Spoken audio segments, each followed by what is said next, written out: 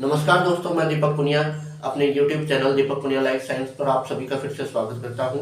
और आज अपन ने मेनली डिस्कशन करेंगे कि जो अभी अपना रिट का रिजल्ट आएगा, तो रिट के रिजल्ट के उपरांत अपने को कौन कौन से डॉक्यूमेंट जो वेरिफिकेशन के लिए रिक्वायरमेंट रहेंगे, तो अपने उसकी पहले से एक प्रिपेयरिंग करके रखते हैं कि कौन कौन से डॉक्यूमेंट अपने को नेसेसरी रिक्वायरमेंट रहेंगे।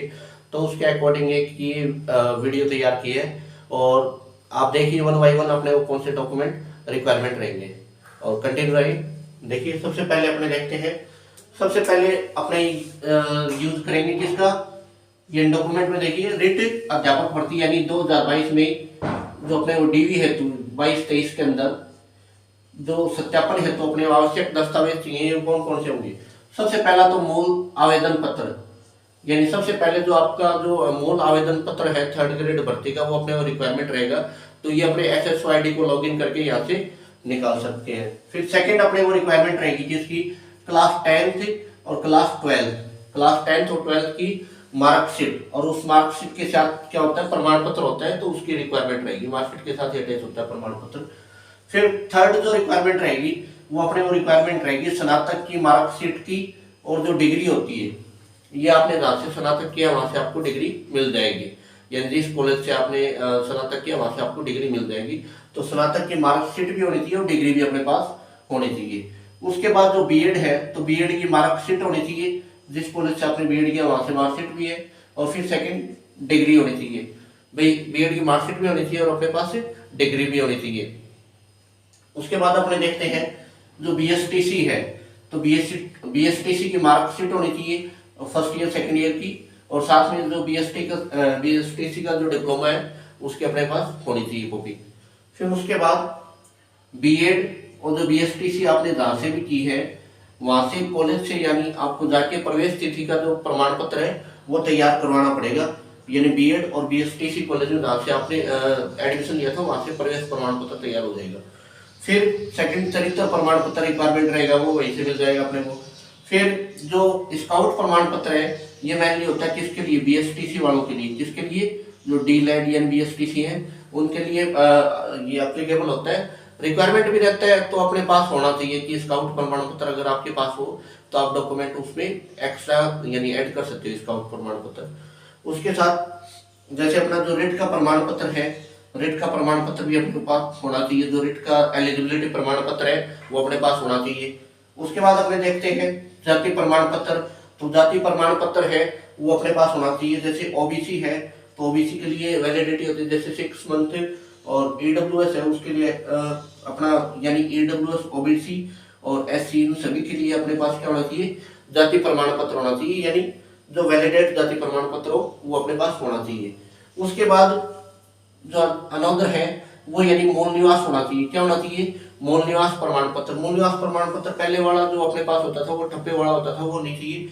अब आजकल नए क्राइटेरिया में आ रहा है, यानी जो ऑनलाइन बना हुआ मूल निवास प्रमाण पत्र है जिसमें टोकन नंबर भी होता है, जन आधार भी होता है और अपना आधार नंबर भी उसमें इंक्लूड रहता है, वो वाला मूल निवास होना चाहिए अपने पास। और उसके बाद अपनी आइडेंटिटी के लिए अपना आधार कार्ड होता है, ये आइडेंटिटी के लिए अपने पास क्या हो जाएगा, आधार कार्ड हो जाएगा। उसके बाद यदि अपनी वार्षिक आय 2.5 लाख से कम है तो उसका एक आय प्रमाण पत्र भी होना चाहिए। यदि अपनी वार्षिक आय कितनी हो, 2.5 लाख से कम हो, तो उसका एक आय प्रमाण पत्र भी अपने पास रिक्वायरमेंट होनी चाहिए। फिर यदि आप उत्कृष्ट खिलाड़ी हो तो उसका एक प्रमाण पत्र होना चाहिए।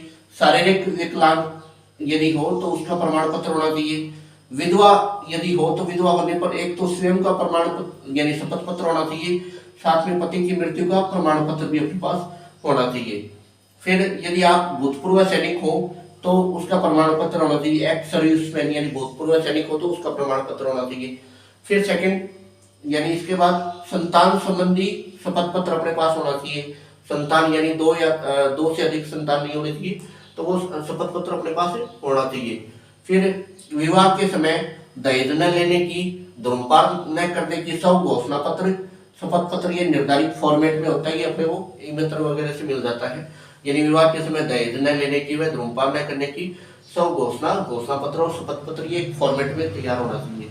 फिर उसके बाद जो विवाह पंजीयन प्रमाण पत्र है वो अपने पास होना चाहिए, विवाह पंजीयन प्रमाण पत्र। और उसके साथ साथ जैसे यदि प्रतियोगी परीक्षा से वंचित होने यानी डीबार में होने का सर्टिफिकेट भी अपने को अपने पास से होना चाहिए, यानी परीक्षा से वंचित ना होने का प्रमाण पत्र, यानी जो सर्टिफिकेट होता है डी बार नहीं होने का, वो अपने पास प्रमाण पत्र होना चाहिए।